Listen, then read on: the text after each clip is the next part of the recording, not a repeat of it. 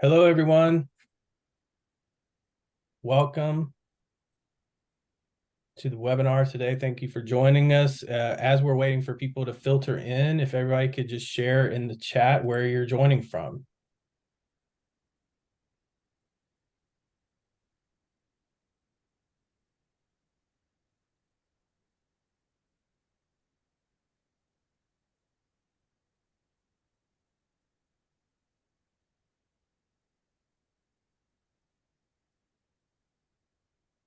Atlanta, so on the East Coast with me, Florida. Oops. All over.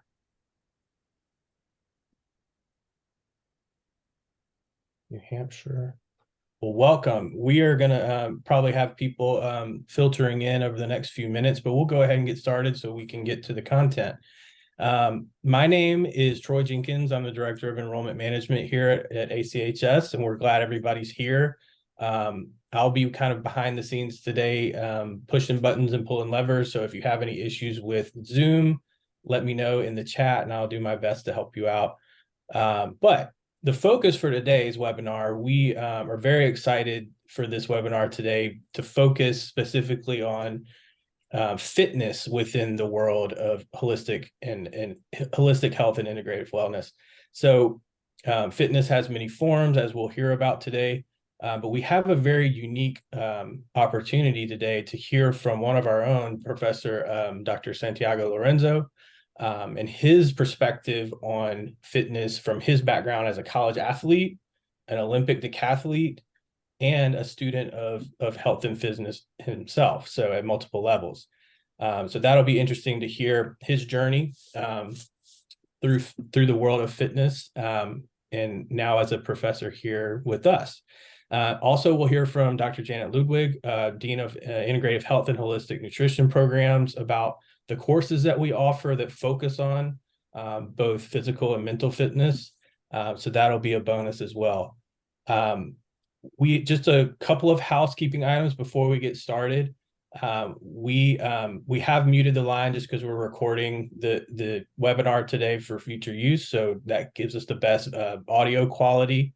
But we do want to hear from you. So if you have questions along the way, please don't be shy. Add them to the chat, and we will do our best to answer those along the way. And we do have a little bit of time allocated at the end to jump into any questions that may not have been answered.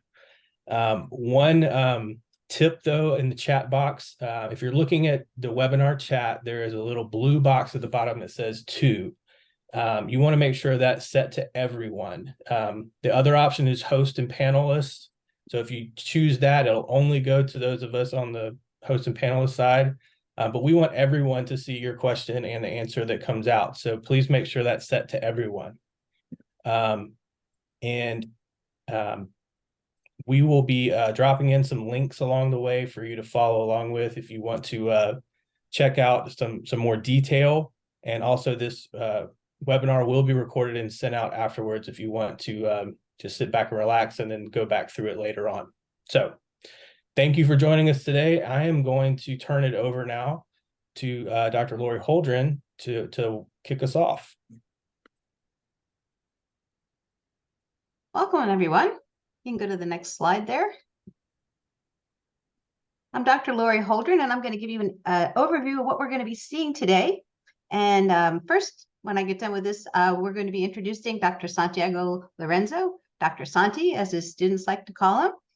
We're going to be going over his experience as an Olympic competitor and what led up to that, and his career going forward and becoming a professor here at ACHS. Then we're going to meet Dr. Ludwig, who's going to be talking about our courses and giving you what goes on in terms of fitness at ACHS. And at the very end, we're going to have questions and answers. So next slide, please. It is my pleasure to introduce Dr. Santiago Lorenzo, who is our professor of anatomy and physiology here at ACHS. Welcome, Santi, and we're really excited to hear what you have to say.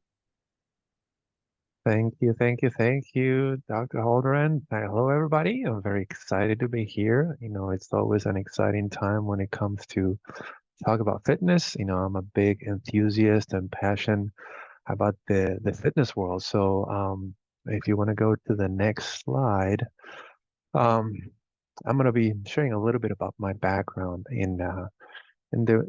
it relates to fitness and how it shaped me to where I'm now as a professor at ACHS.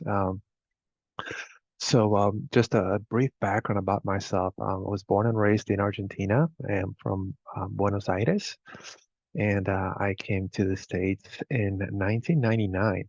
I went to the University of Oregon for school, so not too far from where ACHS headquarters are in Eugene. So I lived there for about 11 years because I got my bachelor's, master's, and PhD in exercise physiology. Um, and then from Oregon, I moved to UT Southwestern Medical Center. That's where I did my postdoctoral training in Dallas, Texas. And then I became a professor at ACHS, maybe 2014, so about 10 years ago. So I've been happily at ACHS for quite some time. I love teaching several classes. I teach anatomy and physiology. I teach some fitness courses, and I teach research courses. So a little bit of everything. But I certainly enjoy the student body that we have at ACHS. I'm not sure how committed, how dedicated they are. So my topic today that I was asked, I said yes, of course. I would love to talk about my journey and how the shape me to become the professor that I am, and share that with you. So before starting, I guess many of you may not know what a decathlon is. So the decathlon is an event in track and field. Decathlon is 10 events, and it seems like when I tell people, what do you do? Well, I'm a decathlete. Then they say, oh, so you swim and you bike and you run, and what else do you do? And I'm like, not quite. It's, the decathlon are all events within the track and field sport. So there are running events, there are throwing events, there are jumping events.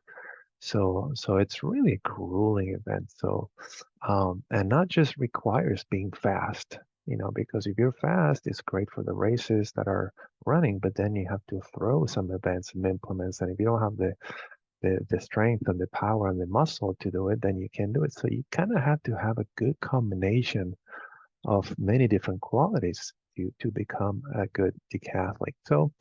So my journey, is what I'm going to be sharing with you today. So I started as just a kid, liking sports to becoming an Olympic decathlete, a national champion, and a professional athlete, in my adult life. So you guys want to move to the next slide?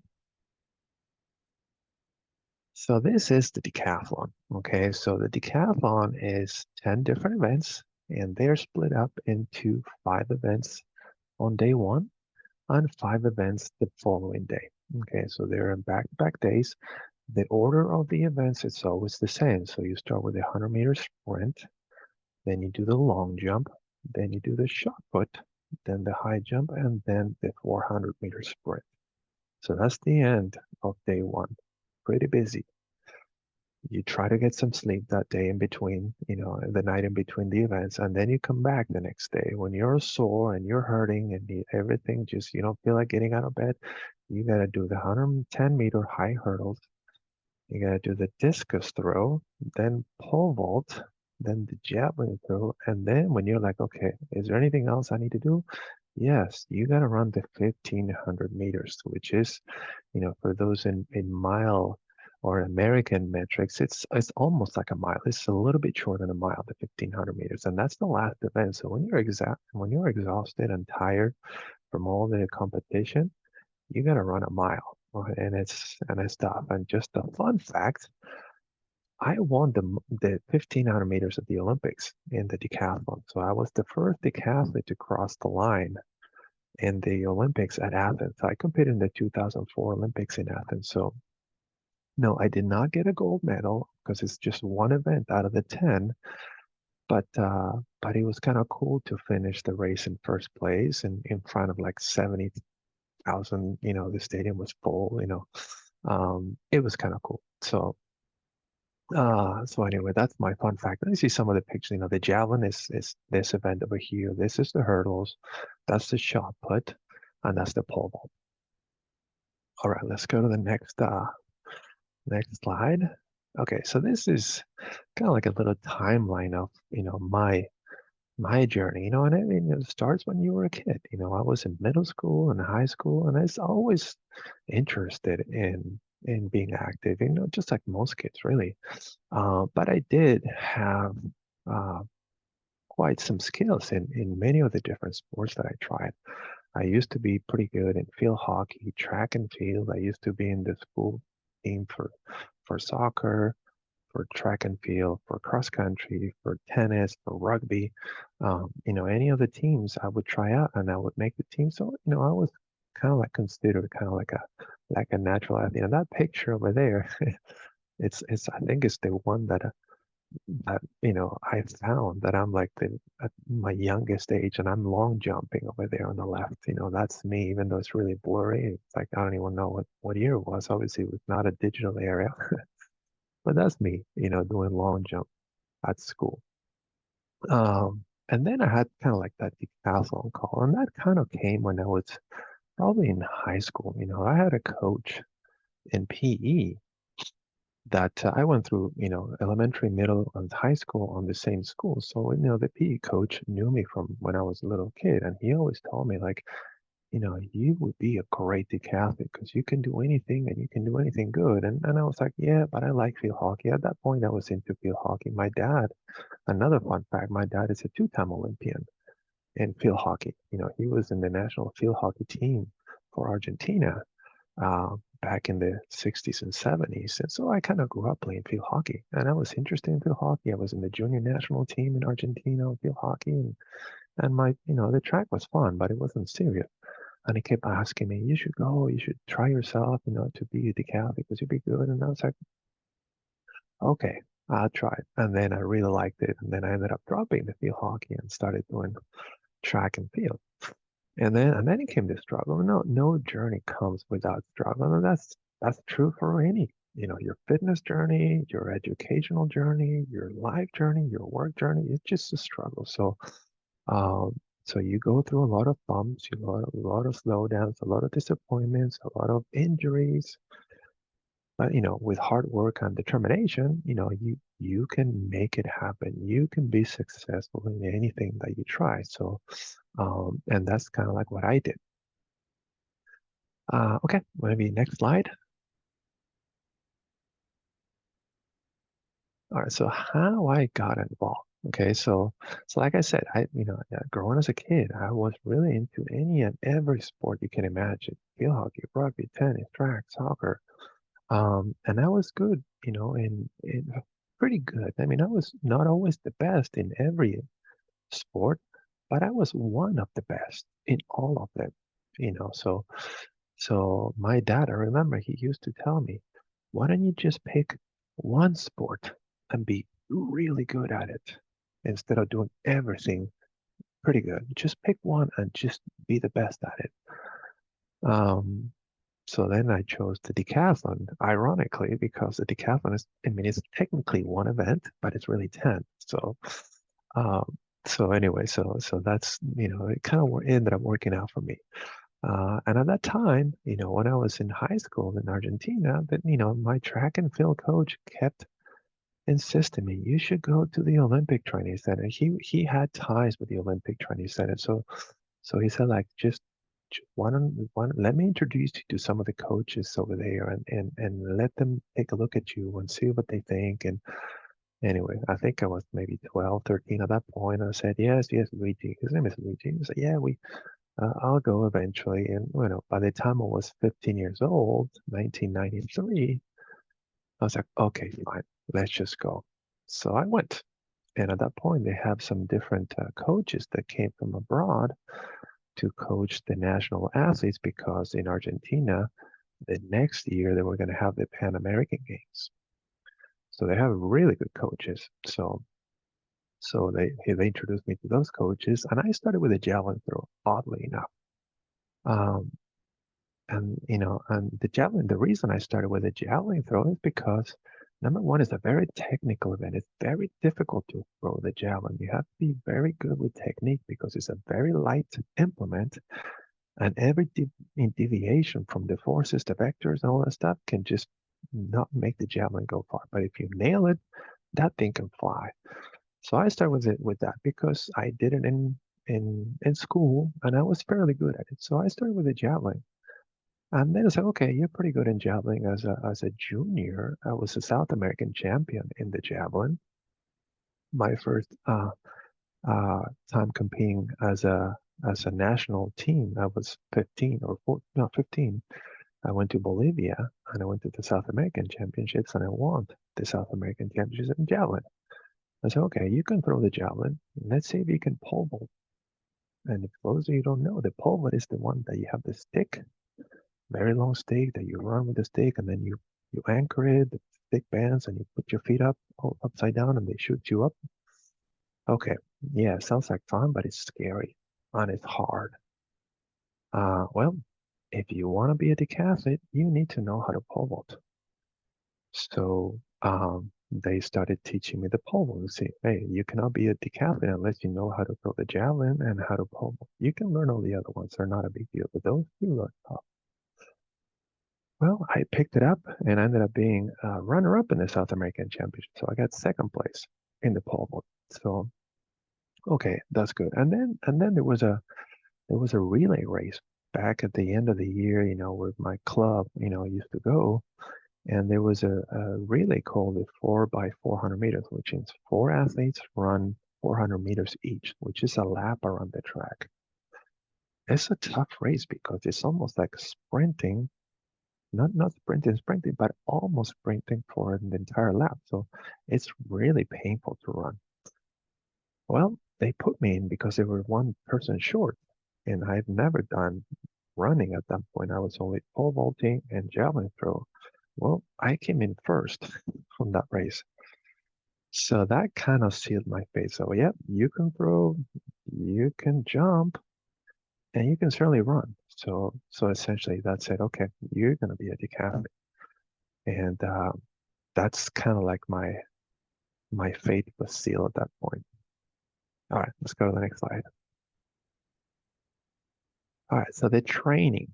Okay, so any fitness, when talking about physical fitness, training comes, as a big part. So I kind of have two different training phases. When I was in Argentina, like between 1993 and 1998, and then when I went to Oregon, when I was between 1999 and 2008, they had two different kind of training um, programs and philosophy. So when I was in Argentina, it was brutal. I would train 5 to 7 hours every day. I would have a morning practice, I would have an afternoon practice, and then I would go to PE school to become a PE teacher at night. So that was kind of like my day when I was in Argentina. So it would be 2, 3 hours in the morning, 2, 3 hours in the afternoon in the track, and then do the PE school.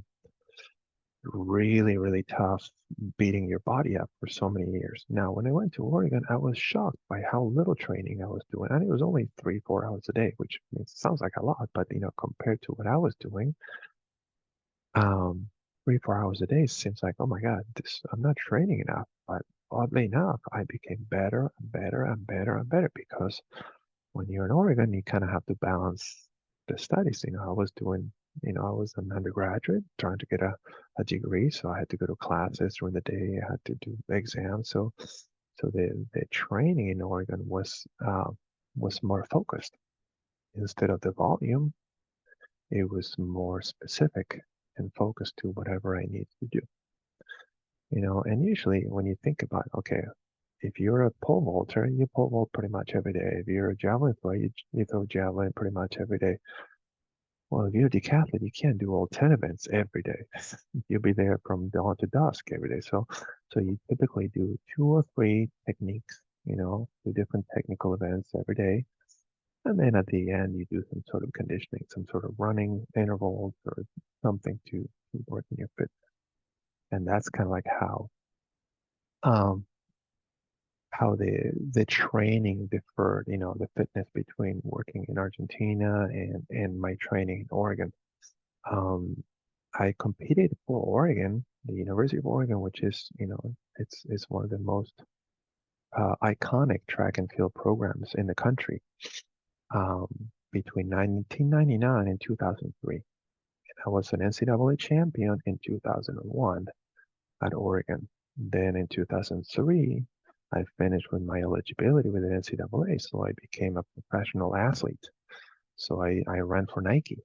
I had a contract and I was sponsored by Nike, and I ran for Nike for about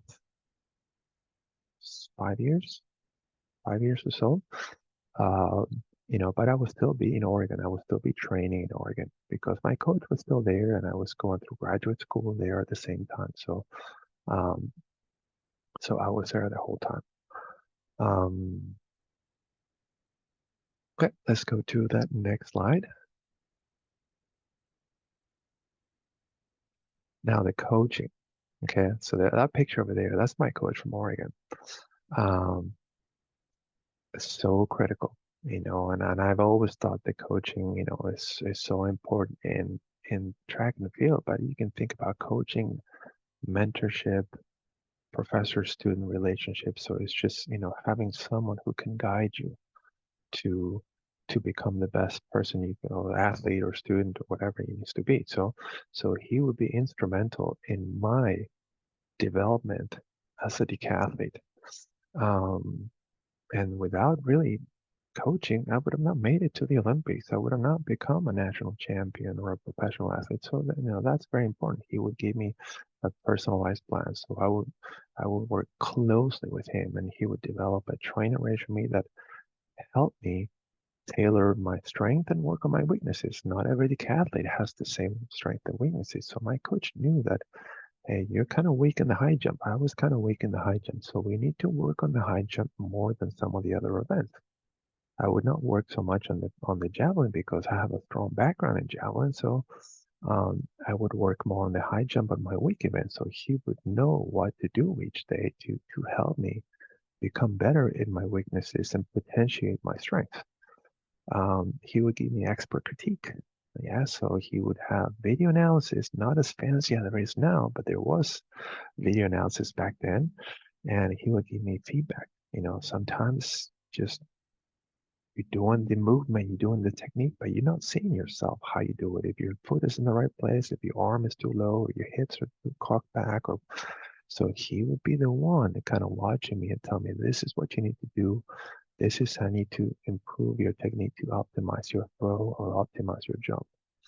Kind of like a professor would do it by looking at your paper or by looking at your assignment. You're just writing it, and sometimes you lose focus of the overall picture. And someone who can be your coach or your professor can kind of do that and help you improve your assignments, your performance, your fitness. And then mental preparation, that is key. Fitness is not just about physical fitness. It's about being mentally there. It's about having the emotional composure and being able to manage all those stresses and all those pressures to be able to perform at your highest. So my coach was really instrumental in helping me develop that mental fortitude and being able to mitigate those stress management strategies that were essentially for any of the competitions, the conference championships, the NCAAs, the Pan American Games, or the Olympic Games. That was very, very important. Okay, next slide.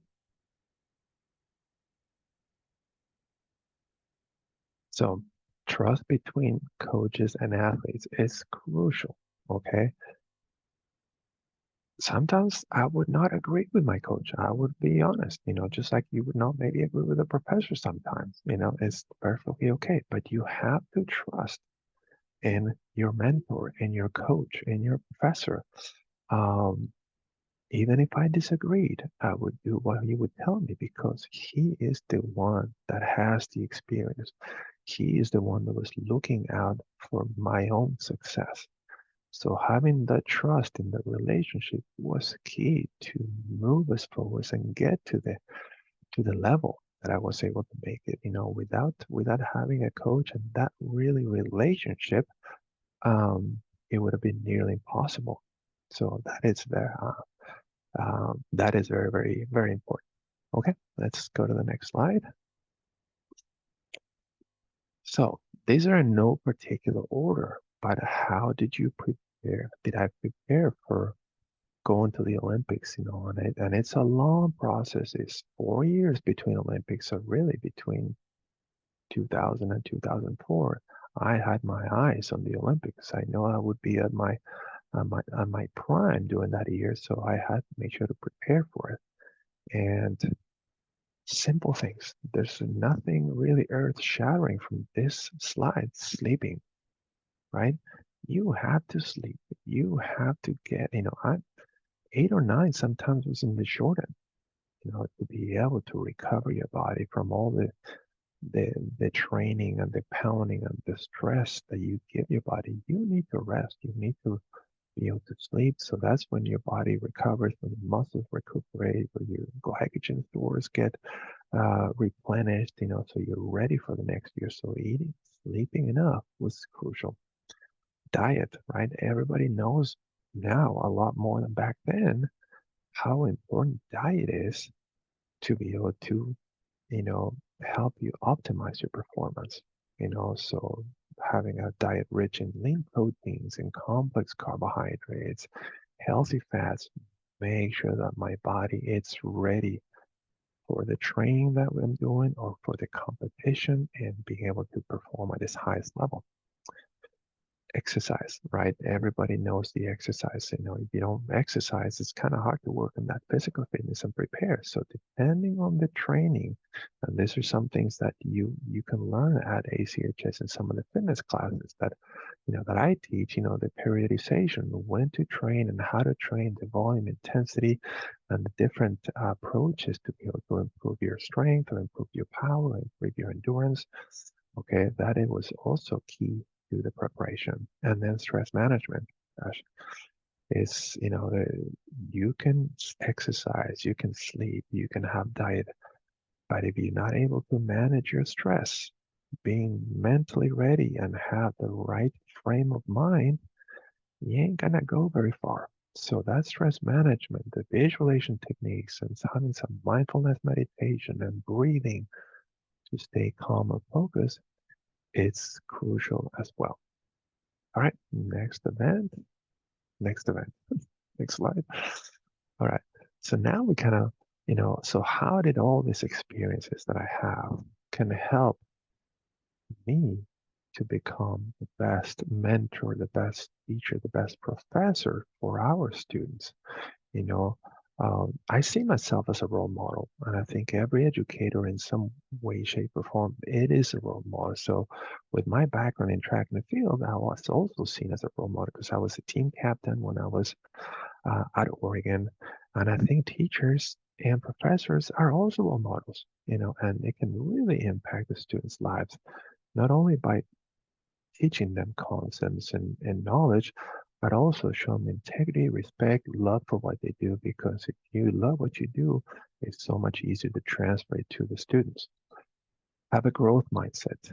You don't want to just be content with what you have. I want to make sure that the students have a growth mindset, emphasizing that their potential is not fixed and they can always look for new challenges to become better at whatever they want to do, whatever they can become, so they can reach new heights.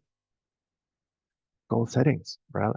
My journey as an Olympic decathlete, I have the right goals. I was able to help with the help of my coach and my team to get those right goals. So as a professor for the ACHS students, I help the students get those goal setting, and develop action plans so they can achieve them. So they're not just shooting for the stars and close their eyes and go for it, but actually have tangible goals and drawn upon my experience, helping set and accomplish those goals. Teamwork. Nobody gets anywhere without the help of somebody else. So the collaboration, the cooperation between students, between the professors, fostering that sense of teamwork, that can help the achievement of those goals. Perseverance. I teach students the value of perseverance. You're gonna have setbacks. I have plenty of injuries, setbacks that, you could just be like, okay, forget it. But no, you want to stay persistent, you want to be resilient.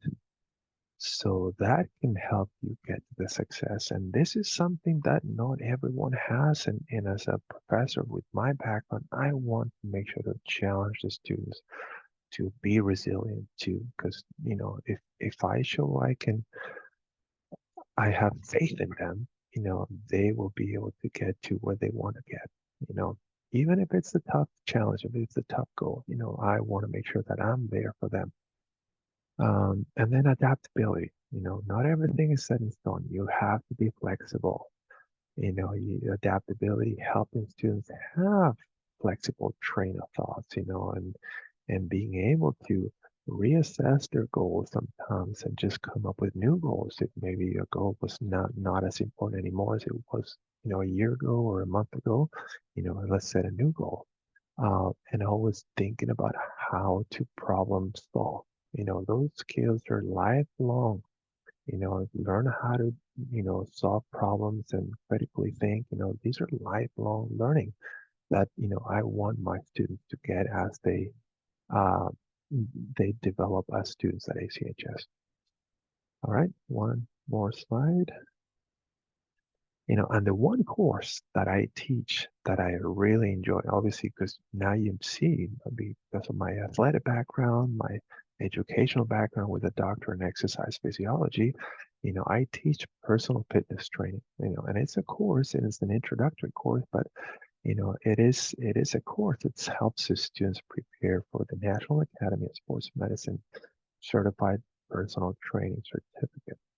So the entire course is based on that. So you'll study a systematic approach to program design, learn exercise program guidelines, protocols for building different routines, depending on if you have a stabilization goal, if you have a power goal, if you have a strength goal, how to individualize, how to do an individualized assessment on different individuals, design a safe, effective, individualized exercise and conditioning programs that are scientifically valid using the OPT model, the optimum performance training model, which is what the NASM uses, that could be, implemented to help clients, regardless of what their fitness goal is.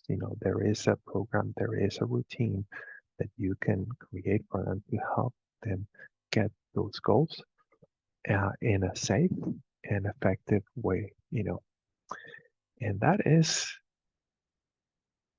it for me. I don't know if there were some questions along the way, but I'm happy to answer any questions or turn it over for Dr. Janet.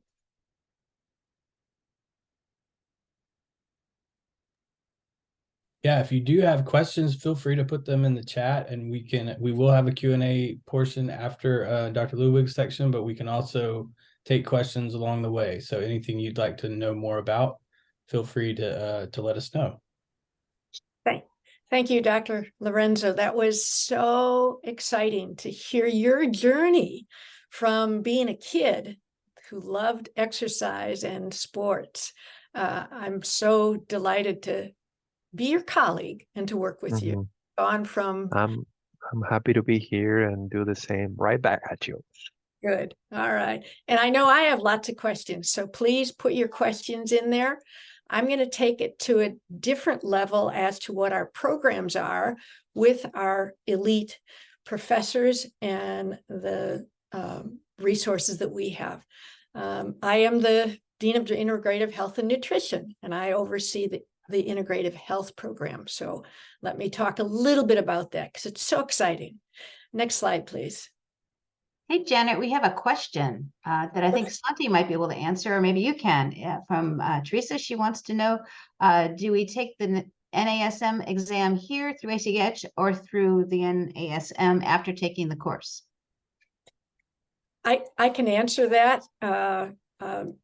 basically you will get a certification through the course, and then we are linked with the NASM, and you then apply to take the exam through them, and you are certified with that. Prior to doing that, you do have to become certified in cardiorespiratory resuscitation. And we'll give you all of those resources, as well as the NASM organization allows you to that. But we are aligned with them, that our program is approved. Then you sit with them and take the exam. So good question. All right. And let me go back to the programs, because fitness is at all levels. And we emphasize that as Dr. Lorenzo emphasized, he had to balance his exercise with his education. And you need to be fit, whether that be physical fitness. It's a state of health and well-being that is not only physical, but also mental. So important. I think you had that as the last point, and it involves sleep, exercise, nutrition, and stress. And we approach it from the approach of an integrative aspect of it, not only the Western medicine, but also the complementary medicine, as indicated by Dr. Lorenzo, with mindfulness, yoga, meditation. And it's the ability to perform your daily tasks without any excess fatigue. And I always like to put it to the example of, I've had a long day at work, working with students, developing protocols, and I have a flat tire in my car. If I'm fit, I can still take care of it, besides just calling AAA. Fitness is being able to meet those extra incidents that can occur, and that's what we teach throughout this program. Next slide. And all of our programs teach fitness, not only for the student, but for also you to become a coach, a counselor, and advisor for client and for health and wellness. We have them at the certificate level, at both the undergraduate and the graduate level. And that's where you will get an expertise in health and fitness, as well as applying it at a coaching level, as indicated by the NASM. Those are, and from moving up from that, we also have the diploma in holistic health practice, which teaches you all, again, not only fitness, but also the nutrition, the stress relief, and the counseling. From there, you can go on to the associate level, bachelor level, as well as the Master of Science in Health and Wellness and the Integrative Health Sciences, which again encompass all 5 of those resources that are necessary for you as not only the individual, but for coaching. And then we are very proud to present that the terminal degree and a doctorate in Integrative Health Sciences. And that will not only give you the expertise in health and wellness, but all of the resources to go out and be employable and to deal with all of the transmitting that to at the personal level, the individual level, and also the group level. So if you have any questions on any of those, let me know. Next slide, please. And we are so very proud to present to you that we do have a fitness training and sports nutrition professional pathways. It involves the resource that Dr. Lorenzo was talking about, the last one, the National Academy of Sports Medicine, but we are also aligned with the International Society of Sports Nutrition. We are aligned with the Sports Nutrition Specialization, the CNS exam, and of course, the Certified Sports Nutritionist, the CISSN. Those courses are in the coaching and health and wellness. Our instructor for that class is also NBWCA HCA, that's the National Board Certification of health and wellness coaching. So you will learn not only fitness, but also how to transmit that and communicate and help your individual all along the way. He is also certified in the International Coach Federation.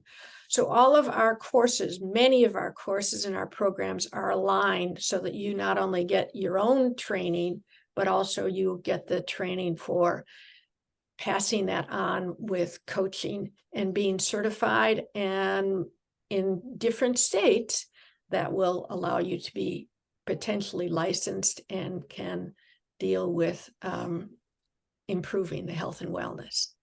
So we have quite a few questions on the board here, and any questions that I can help with, it would be great to talk to you. I, of course, have one question for Dr. Lorenzo. When you mentioned you were competing at the decathlon, how many hours per day were you actually competing? I mean, was it an 8-hour day? Was it a 6-hour day? And how recovery time between? It just depends on the event. It depends on the venue and the competition. When for the Olympics, I'll tell you, because it was quite brutal. We started the first event on the first day of the decathlon, which is 100 meters. I think it was like about 8:30 or 8 o'clock in the morning, which means that I had to be at the track at 5:30 because they have to bus us. If you remember 2004, it was the first Olympic Games after the September 11. So there was all this massive security protocols. So we had to be at the track so early because you had to go through so many checkpoints and the warm up, and then they bus. So we had to be at the track by 5:36 in the morning. Well, the last event that day was right around 9:30 p.m. Wow. And we were at the track the whole time. And when we finish, of course, we have to do the cool down. We have to do the ice bath and all this recovery because we're not done. We're halfway there. So I didn't make it back to the Olympic Village until, 11:30 midnight. Try to eat something, go to bed, get up at 4:30 the next day. So I slept maybe 4 or 5 hours, 3, or maybe less, maybe 4 hours. The first event of the second day was the high hurdles, and it was about, I think also, and maybe a little bit later, maybe 8:30, 8:45. But we did not run the 1,500 meters, which is the last event of the second day, until 11:30 at night. So it was a brutal event because, yes, you're not running constantly. You're not, but you are under the sun. You're warming up constantly, trying to stay warm. So you're moving, and then you got to stay focused for all this whole time. So, it's, you could be, in the Olympics, especially, I was, 14 hours one day and another 14 hours the next day. It was, I was ready for a nap afterwards. I can't even imagine 2 days of 10 hours of work, 10 and 12 hours. And it was hot. Athens was hot. So you had to stay hydrated. You had to, make sure that you have the right fluid replacement. You had the right nutrition. You had to stay focused. You had to stay relaxed. It was a lot, but it's a fun experience. Fun, I imagine. And you use meditation, I'm sure. You mentioned that in some of that, the mindfulness and meditation. Yes, I actually had a really bad injury on my elbow from throwing the javelin. And the first time I tried to qualify for the Olympics, I hurt my elbow and I could not throw. So I could not qualify because you need to have the Olympic qualifying standard to make it. It's not you just go. So I went to see a sports psychologist and gave me some mental exercises to, not just to do physical therapy and work on the injury, but actually some mental exercise to visualize, to calm yourself, to breathe, to think about what's happening within at the tissue level, mindfully thinking about the recovery and the regeneration of tissue. a few weeks later, I went to California to the Chula Vista Olympic Training Center. That's where I actually did my second try to qualify, and actually I did it. And I do believe that that approach that I had, not just doing physical therapy and ultrasound and all those things that are more mainstream, but actually having the right mindset and help me, get rid of that injury and perform to my highest. Oh yeah. The best physical person needs that mental preparation. That's so important, as you've already mentioned. You're you go nowhere with just the physical fitness. You need to have Good. the right mind to be able to do well. Good. Let me ask one more question, and then we'll look and see. I'm hoping we're getting some in from the chat. You mentioned how highly you think of your Oregon coach. Did he assist you during your professional career with Nike also? Or did Nike provide coaches? No, I still have my own coach because I liked him. I didn't want to switch.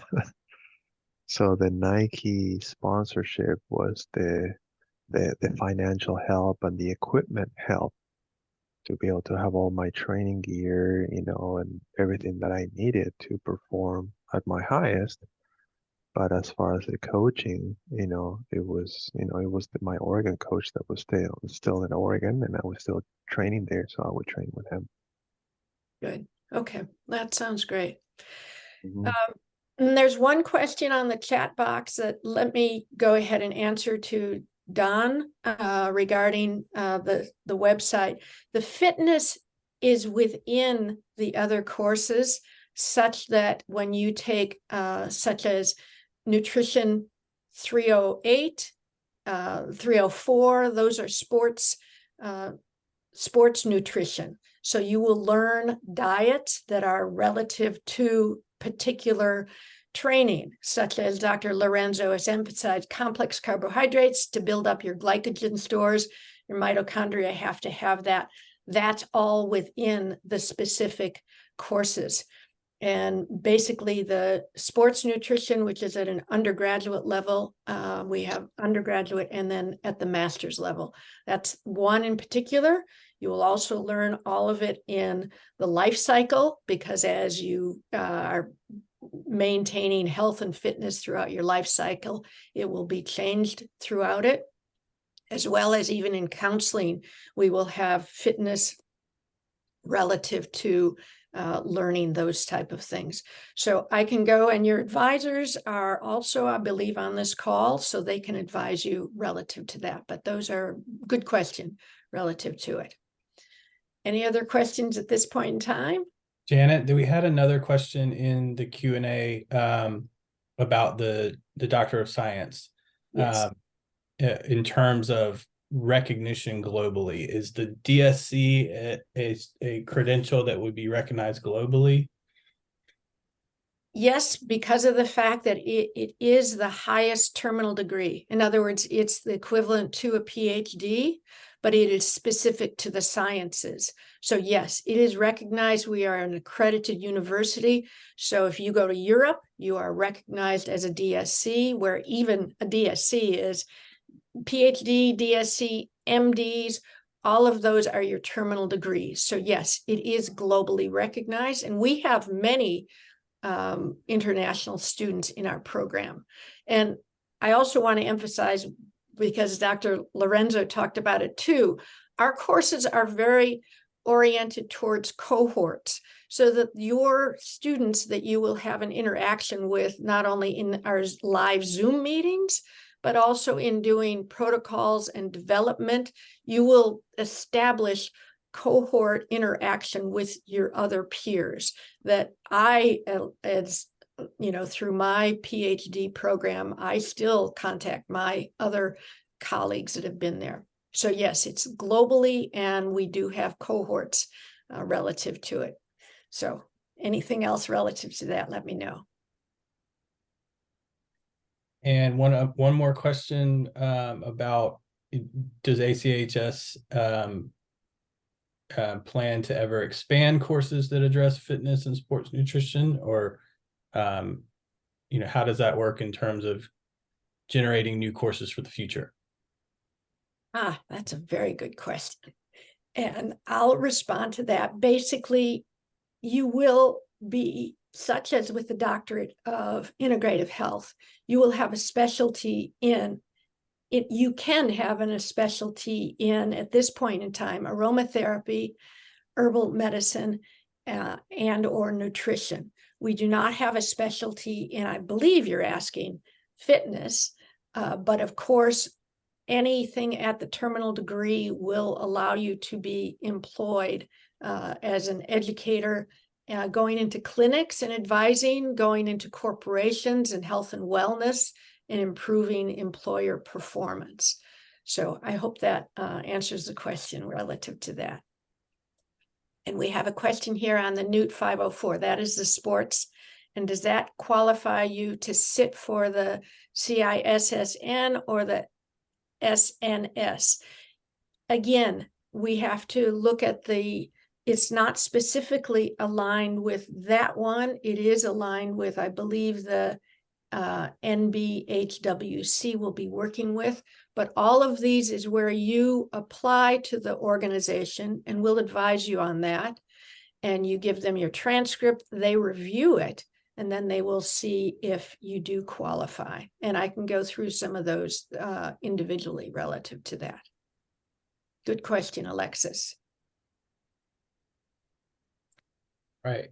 Great discussion. Thank you all for your time. I believe we have several folks on today that are current students of ours, and a few people that are considering becoming students. So if you are not yet a student and need some help finding the right program fit for you or getting some more information, we're happy to help you in the admissions department. You can see here the admissions team. Actually, we have grown by one. We have one more admissions advisor that's just joined the team. Or if you're a current student that is maybe coming to the end of your program and planning on stacking your credential into another, we're here to help you as well. So any kind of planning for the future, we're happy to help with as well.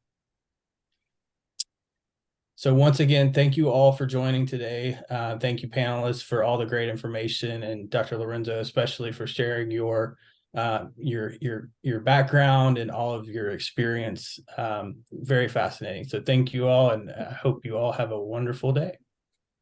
Thank you. Bye, everybody. Bye.